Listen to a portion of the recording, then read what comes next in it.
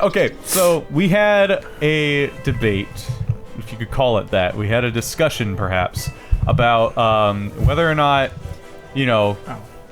whether or not Christianity, if I'm getting this right, whether or not Christianity either contributes to or is a sign of perhaps having a lower grade of mental integrity. And first, I wanted to say that I don't believe that all Christians are, that all Christians are stupid. I don't believe that all Christians are, how do you say, that they're low grade, that they're Neanderthalic or shit like that. And I'm not changing my mind, but I was at Made Coffee the other day, one of my favorite tea shops. It's a coffee shop, but they serve tea. It's in Fullerton. You should check it out if for some reason you're in the area. But I was there, a couple days ago, hanging with a friend, and lo and behold, there is this fellow, this kind of neck bearded, perhaps, kind of fellow, really, who's explaining to these two young women. It must have been some sort of Bible class or something. He's explaining to these young women the merits of these psalms and like how what this psalm means and how it correlates to life in general. And this guy sounded so fucking convinced, and well, that's what you gotta be if you really are a Christian.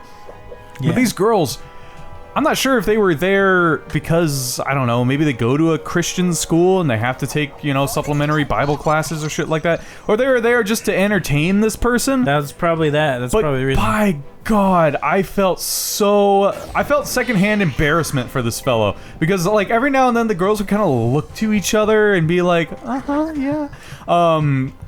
And this guy just kept going on as though he really was like, a professor at Biola teaching, top grade Christianity. And it got me thinking, how many fucking Christians out there are only Christians because they entertained somebody long enough to let these ideas form in their heads? Like, never mind people who are kids who don't really like. Well, I guess for lack of better phrase, they don't really have a choice in the matter. Yeah. Never mind people who are that young. What about people who are older than that and who are just like, well, I might as well give it a shot? Because like there has to be so much convincing done on somebody else's part to get somebody to think, well, maybe all this stuff about God, the devil, and Bob, maybe that's all correct in some regard.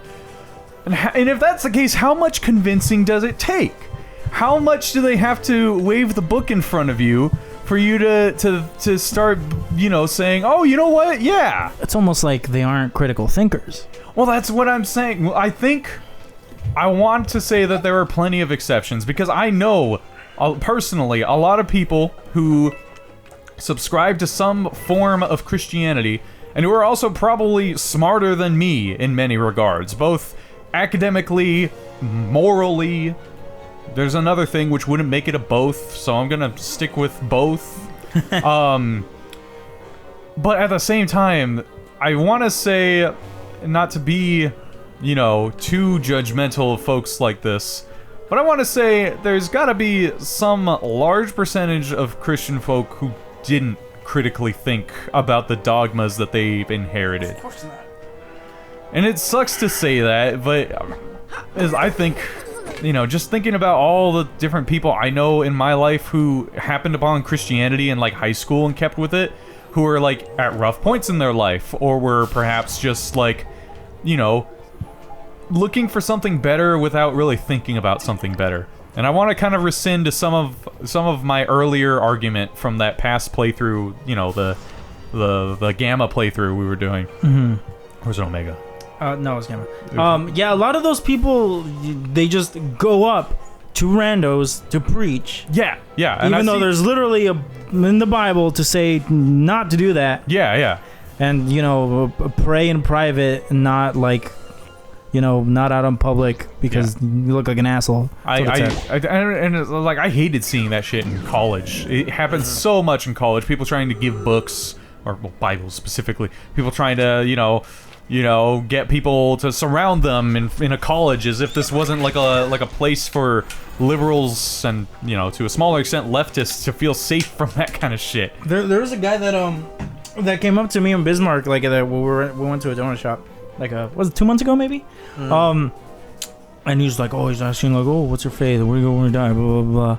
And I was like, whatever. I'm gonna. You can't argue with these people. No, you can't argue with theologists. They've been doing this for thousands of years. But I was like, whatever. Specifically, this one. Yeah, this guy's immortal. He's an elder. Maybe he's onto something. No, we call him Nobu. No, but I was like, yeah, well, like being part of the church was probably one of the most. I was involved with the most toxic people in my life, and they were incredibly judgmental. And I'm very much a better person leaving Christianity.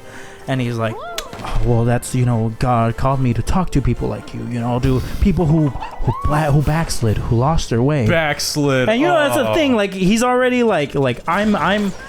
like, I'm in this position where I'm going to help you. I'm better. I'm in this. He knows pretending moral superiority by insisting that you didn't advance because you left Christianity, but rather that you declined in some way. Yeah, that's gross. That is really gross. And it's just like it's. And Am I going the right way? There's coins. And then also, there's churches have helped people get out of gangs and with drug addictions. Blah blah blah. That's good and all. But like, even kids who they were raised Catholic or whatever by their parents, it's like you can't think, and you can't think for yourself, and they're like, I'm Christian because my parents were Christians. Like, that doesn't mean you can't critically think about these things that supposedly define who you are as a person. I feel like that's a form of like being apolitical. They just don't put a lot of like importance on it. Like, what's the big deal if I'm Christian? It's problematic. I'd say it is important. It's like there are specific groups of Christians who I find highly redeemable, and a lot of these Christians are parts of churches in Central and Latin America who are consistently fighting against corrupt U.S. client governments, and have been doing so since, the early 50s when, American imperialism in the area started anew. I was reading that book that you see right there, Manufacturing Consent, which is about how, the United States military or media machine has been consistently pumping out U.S. favoring propaganda since the beginning of the U.S. really. Mm-hmm. Yeah. And there's a lot of amazing stories about incredibly brave people who belong to churches and who are also highly educated leftists who believe in different forms of socialism and anarchism, and who are putting their lives in danger every day in order to keep the hands of capitalism and imperialism at bay. I think that is one of the only, if not the only, redeemable form of exercised Christianity, because, it's a church. I'm not sure how deep their, church goes, but at least from an economic and social sense, they can't be as conservative as, the majority of churches in, the West. Yeah. You can't be a conservative leftist. How the fuck does that work? Wait, what would that be on the Stalinism, I guess? Well, no, that's leftism, but it's authoritarian. It's not necessarily conservative. You're right. But of course these people aren't authoritarian either. Otherwise, they would have, because there have been numerous times when countries like Nicaragua and El Salvador were, in the hands for a moment of these people. People who are trying to create more egalitarian and equitable systems. And if they really were, the kinds of fiendish communists that American propaganda points them out to be, then, yeah, you would have seen a Stalinist regime show up in fucking El Salvador in 1970. But you didn't, because they were enemies of the United States, and they were enemies for the reasons that I'm laying out. But that all to say, Christian or not, these are people who are, admirable in, for me, one of the highest moral senses.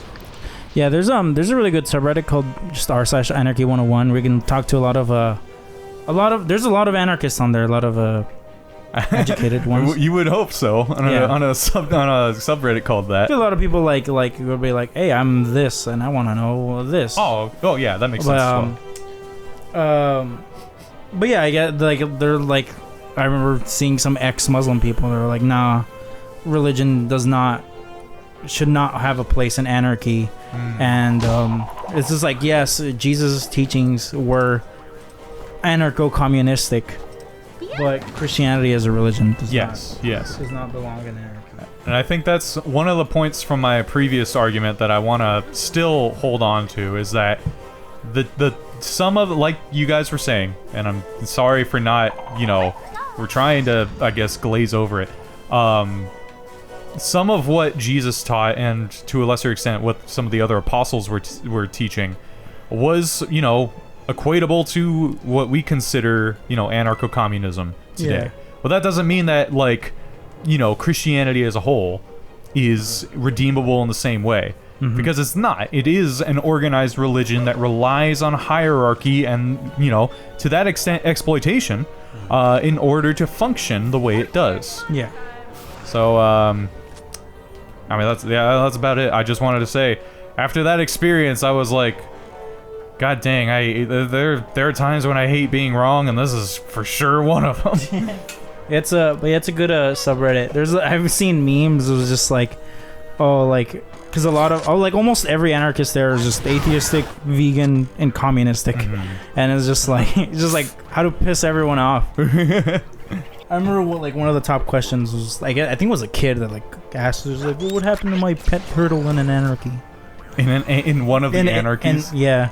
I love that. And I think the comments were like, it was like, oh shit, I should have read. It was just like, somebody worded it was like, the idea of pets is counterproductive to anarchism, but they're more companions. Yeah. As such. I would totally imagine, like, instead of having pets in, like, your fucking cages or whatever, I could totally imagine large reserves where you could, form these sorts of empathic relationships with different animals. Yeah. I do think, as much as I love Ozzy, our pet dog, I do think it's not at all a very, equitable system to hold, to have, animals essentially kind of beholden to our mercy in that way. Let me have these tank of exotic fish. Oh, that's the worst. So it's cool from a distance, Yeah, I like seeing exotic fish. Well, that's the thing. Okay, so I'm going to say a couple things here that I know that you two probably don't agree with specifically, but I don't think wrestling is real. I don't think professional. Bismarck, come on, put it down. Put it down. I'm not real. Let me tell you something, pal. Oh no! Everybody get down! He's got the steel chair. Now, sure, it's written that you're gonna win this match, but I'm gonna put you through hell. All right. You're gonna have to earn that win, pal. That's funny. Okay, so I'm going to agree, or not? I'm going to state this, and I'm not stating it as though I am correct or as that anybody who agrees with me is correct, because that's the crux of this issue regarding animal rights. I believe that there are certain moral imperatives that humans have in protecting animals, but I also don't believe that they are our moral equals. I believe that they can suffer like humans, but I don't believe that they suffer to the same extent that humans can. And I don't believe that they are our moral equivalents. Of course, there's levels to it. Yes. That's why it's as Nick once put it, that's why it's more okay to break a dog's leg than a person's leg. I'm not gonna say that though. I mean, no. Okay. Would you, in a situation where you had to, like? Yeah, I'm not saying go out and break a dog's leg. No, but even then, it's like, yes, it's more okay to do one in survival, but it's not about one being. This is what I want to say.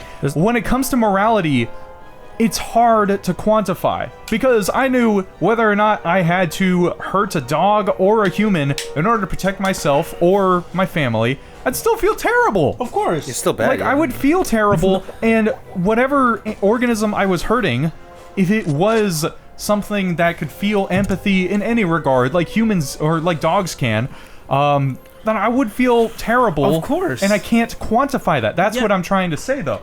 Because... But then you have that argument that, like, well, plants still feel pain. And that's just like... there are levels to it. That's what we're talking about. Well, okay, so this is what... The crux of the argument I'm trying to form is that there are no moral... There's no equivalency, but you're right. There are certain levels. However, what the level that I want to try and... How do you say... not impose. What I'm trying to put forward is that the levels are not... How do you say... They're not... That you can't scientifically prove it. You can't quantify the amount of empathy that one should have, or that one even can have, standardized for a dog against what one would have for a forest. I don't think that you will ever be able to scientifically quantify that in the same way that you can quantify, like, I don't know, the temperature required for a human to be considered having a fever. I think that the chemical processes are so complex that we'll never be able to figure that out. And if we do figure that out, it's going to be so far into the future that these issues probably won't even be relevant. That's why... Just contribute to less suffering. Well, okay, you said that before, and I still don't think that is, like...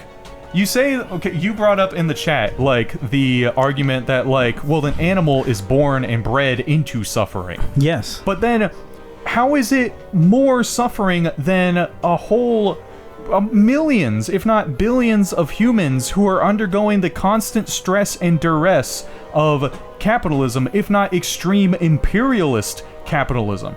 You're not, like... But so are these animals. You're not freeing the animals, though. You're just letting them live a bit longer in hell. You're not going to a slaughterhouse and breaking down the doors and making sure those animals get out alive. No, you're just refusing the results of the process that you can't stop right now. That is not... It's not like you... It's not like you're immoral for doing that, but it's amoral in that if you were to try and make that choice, your individual contribution would be so little because you, as an individual person, aren't going to stop every slaughterhouse on the planet. Then why recycle? Because you're not... your contribution as a person is so little. Yeah. Why recycle? Why recycle at this point? You're right. I'm saying it's amoral. I'm not saying that the idea of recycling on its own is... I'm not saying that the idea of recycling on its own is, like, you know, is without merit. But at this point, it is kind of moot. It really is. There isn't any getting around it. It's the same way, like, we're playing these video games and we're using these computers that are, you know, we've had the coltan argument before. Everything in this room that uses advanced, you know, digital electronics was probably, you know, made in part by people against their will in the Democratic Republic of the Congo farming coltan. Mm-hmm. But are we going to put our computers down? Are we never going to buy another game again? Are we never going to try and, you know, fix our computers again? Are we never going to record again? It's easier to stop eating meat than just stop doing that stuff that's so ingrained in our life. Meat is pretty ingrained in my life. And it's so easy to quit. Let's stop playing video games. Let's stop playing video games. That's what I'm saying. Why would you stop? Because it's easier to quit eating meat than doing all of this. What do you mean? It's like, then, if that's the case, I think I really could put down video games for the rest of my life.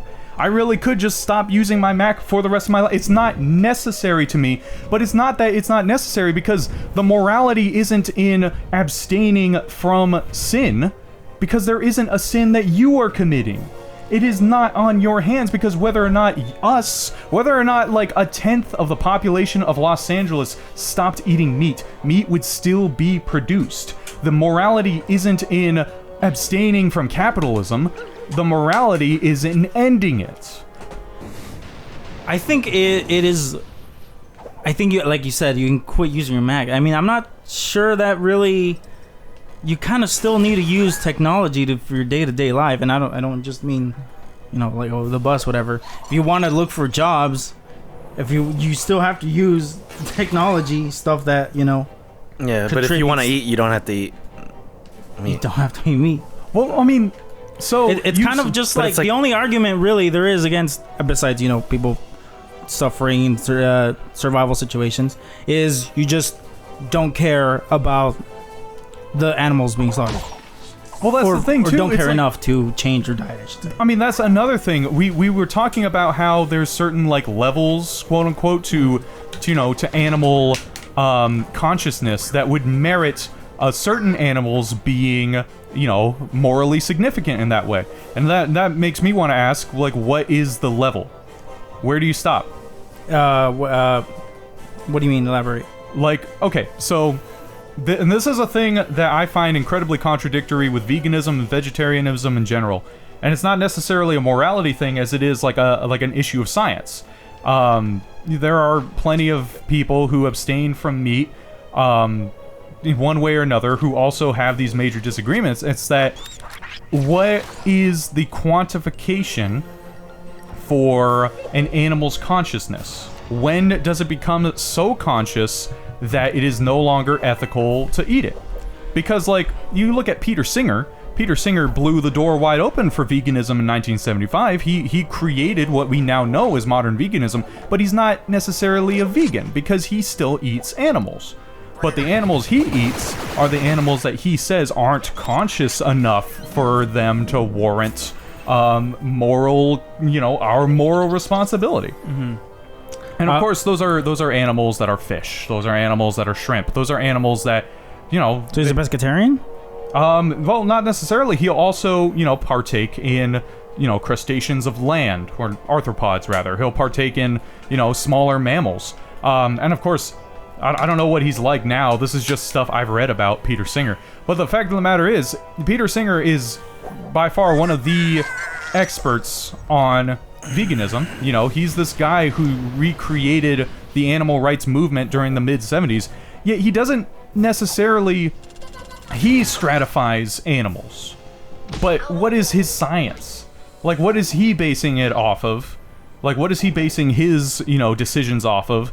And if there is a scientific basis for that, then, like, why have this conversation? Well, what do you believe? Where do you draw the line then? Personally, like with specific animals? Yeah. Personally, I don't feel comfortable.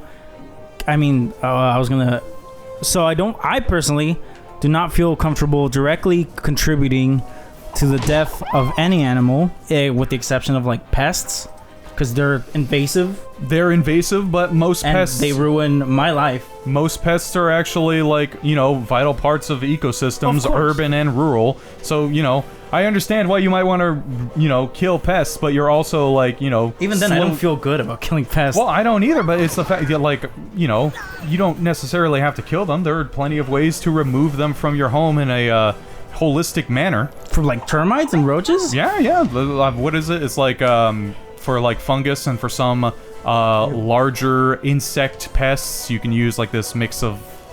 It's like a mix of like herbs and shit. I don't remember the exact formula, but there are ways. You just but that's not the point here. It's like, I understand that you are drawing the line somewhere, but then the next question is why? Why should everybody draw the line there? Because you're saying this as if it's a moral imperative. But if it's a moral imperative, then those who aren't following that specific imperative are inherently less moral than you. I mean, I never said that. No, well, because you said yesterday even. You were yeah, because I was referencing Matt.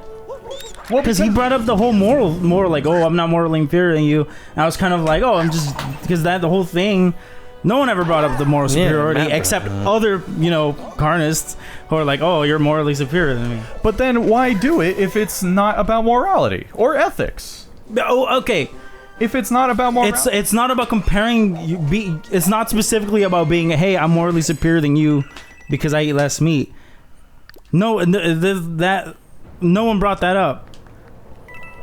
But that's it's just thing. about the go on, what were you gonna say? My bad for interrupting. You can. I lost my train of thought. I'm sorry. Oh, that's okay. I was just gonna say though, regarding veganism, it is inherently tied to morals. Because if we're talking about the suffering of creatures, animal or human or non-human, then we're inherently going to be talking about morality, because in an amoral landscape, suffering would be of no issue.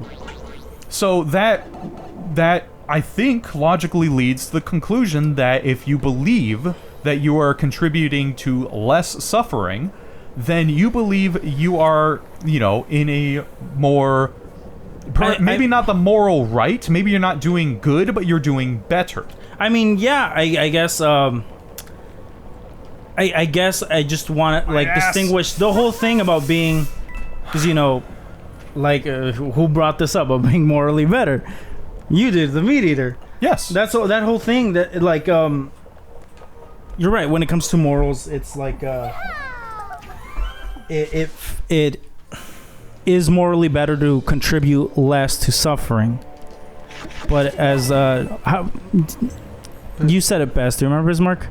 When you're like, he's like, don't drag me. Bismarck's been asleep for a couple hours. I don't know which boy. When you were like, because we you talked about it after the fact when you're like, oh, if I was gonna say I was gonna say that it kind of to bring up the morality of it kind of makes it so that okay, we're at an impasse because you're arguing about morality. I'm just trying to make a point about this. Now it's a more personal. Now it's now you've made it so that you feel attacked. Well, it's not. I'm not trying to do it because I feel attacked, and I'm not trying to do it as though it's personal. I was talking more about Matt in that situation. But the thing is, I believe that morality should be employed in our day-to-day lives. I believe that morality comes from a very basic part of our biological experience. I believe that we feel disgusted if we see violence enacted upon somebody else because, generally speaking, we all have aversions to violence coming from a very deep sort of, biological place, an evolutionary place. That's why I think, that's why I'm bringing morals into this, because veganism stems from morality itself. It's not just I personally feel better about not eating meat. It's about, as you said, reducing suffering. Yeah. And I'm not if I tried to speak for other vegans, I think 9 out of 10 would also be yeah, I'm doing this to reduce suffering. But then that's another thing. It's if you're going to the biology of it, let me ask again. Ooh, bellows. Let me ask again. Oh, do you want to voice act? It's probably just a side thing. Go for it. If you want to, if you don't mind me asking again, do you believe that animals in general or in any sort of specific way, do you believe that they are morally equivalent to humans? Why? Because I think humans have evolved to a point where I guess we're morally superior as humans because we have this complex thought and we're able to act on it. So, okay, so you're saying that let me ask then, if you believe we are morally superior to animals, I want to ask then... I mean, not just morally, but intellectually, too. Intellectually, too. I guess they're tied hand in hand in some regard. Sure. But if that's your point, then, I also want to ask then, why is it that humans... Do you believe, and this was from our conversation in front of Chipotle, do you also believe that we should never eat meat at all? I mean, even if survival is out of the question, if there was a choice between animal flesh and plant flesh, do you believe we shouldn't partake in animal you're going flesh? to the supermarket?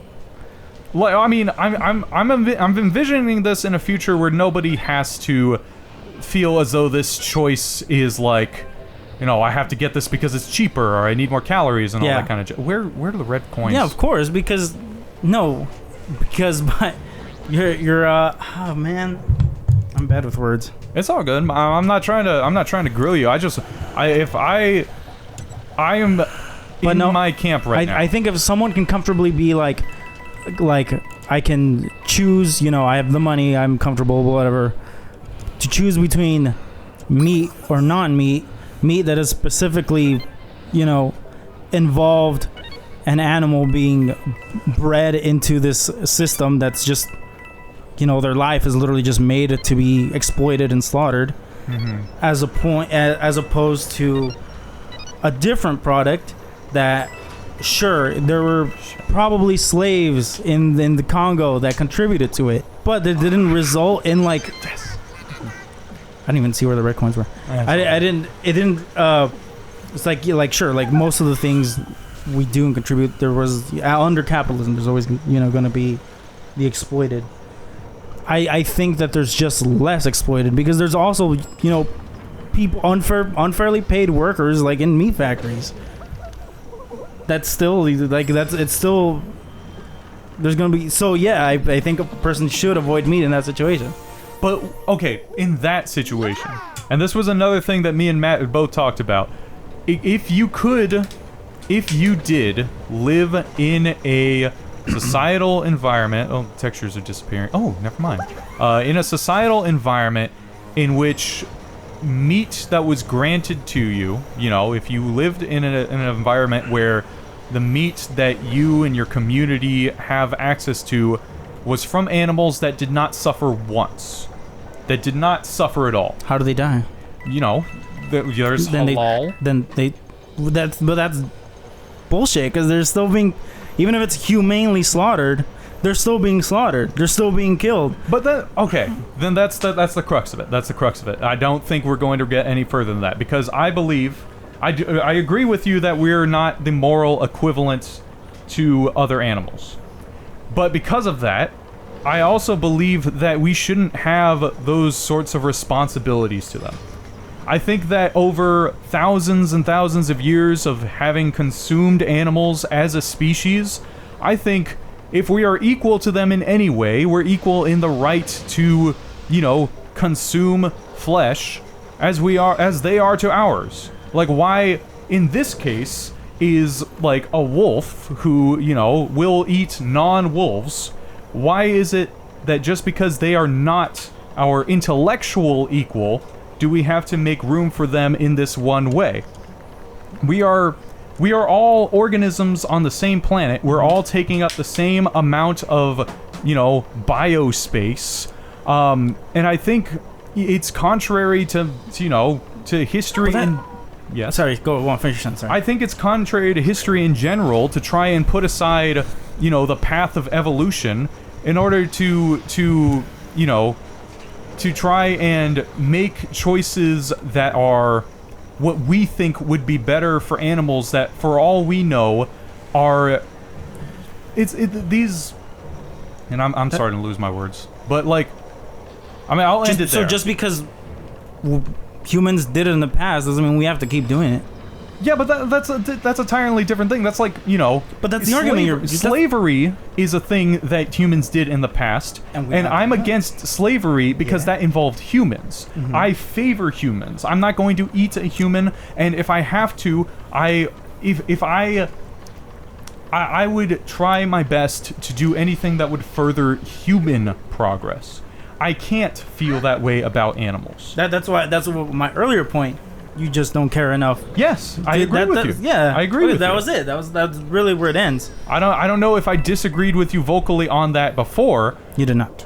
That's why I came back to it. Yeah, I don't think it's currently in me to, think that eating animals is wrong. That's really all it is. You just, when, like, people can say, like, oh, well, tigers eat meat, blah, blah, blah. Oh, we're omnivores, even though we're technically, our digestive systems are closer to herbivores.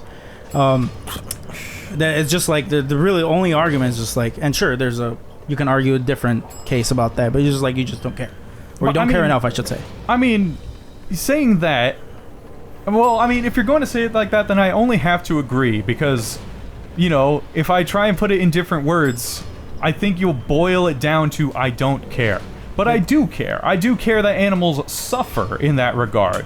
I don't want them to suffer in that regard, but at some point, I think, with all the animals on the planet, I just think it's not within our nature to completely abstain from meat as an entire species. And I don't mean our nature morally, I mean our nature biologically.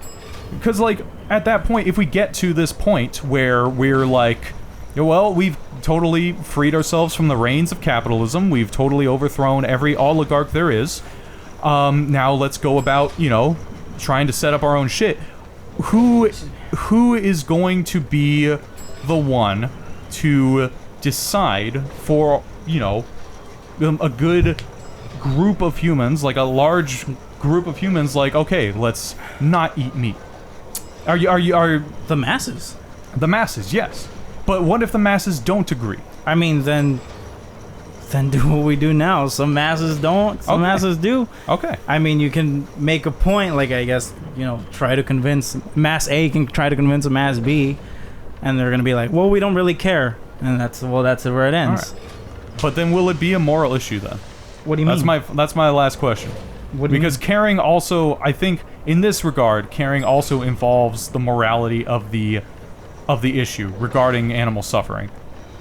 Well, will it be a moral issue then? I just want to know. I think then the basic moral issue is taking the life to feed yourself. Mm-hmm. Because obviously you're putting an ideal situation where there wouldn't be suffering for the animal. Mm-hmm. So it'd be taking the life to feed yourself. But I also know that there's things like, would there be an animal overpopulation? Because I've heard people use that, like hunters use that. I mean, I don't as an argument. I don't know about that. I necessarily believe that, honestly. Like, I think that's one of the that's an easy cop out. Yeah. I mean, I will say, if we were to liberate the masses from capitalism, there would be a whole fuck ton of cows and pigs and shit that don't know what to do out in the grasslands. And that would be an issue, but I don't think that would be an ongoing issue. I don't think that's going to be generations to come kind of shit. Yeah. But it's also a transitioning process, right? We'd want to, even now, even non-vegetarians and vegan will buy vegetarian vegan food because of transition. The more, under capitalism, of course. Yeah. Under capitalism, the more we what's the word? Not sponsor. More we... Sustain? No, support, I guess. Once we support like these capitalistic, admittedly, businesses that don't contribute to animal suffering, like the more of it there's going to be, and less of animals being exploited under the meatpacking industry. I mean, fair enough. It's like, I don't know the ins and outs of all these businesses, and you're right. It's being capitalistic businesses doesn't exclude them from suffering. Yeah. It just perhaps excludes them from certain forms of animal suffering. But you know what? I'm open to the future being vegetarian. I'm open to the future being vegan.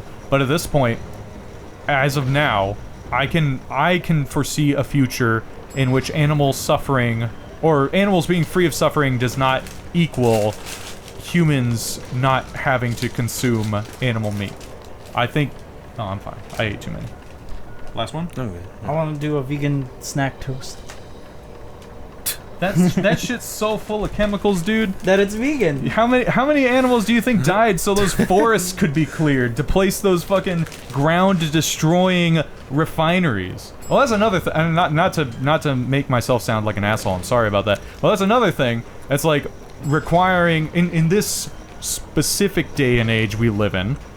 A lot, the shift towards vegetarianism and veganism, plant-based diets. Plant-based diets in third world countries means that forests and other sorts of wilderness areas are cleared, often involving the deaths of the many animals that live there, in order to create refineries to create these, foods and other products that... Why not just place them where the meatpacking industries were?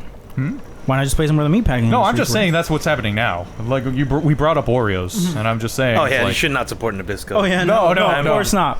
I'm just saying, but this one didn't, Yeah. It's all indirect. But it just felt like, whataboutist. Oh, I know. I wasn't trying to be. I was just, making the point. Like, even, vegetarian shit, veganism shit, vegan shit right now. Of course. No other consumption under capitalism. Yes. That does not mean that we can't try to be better.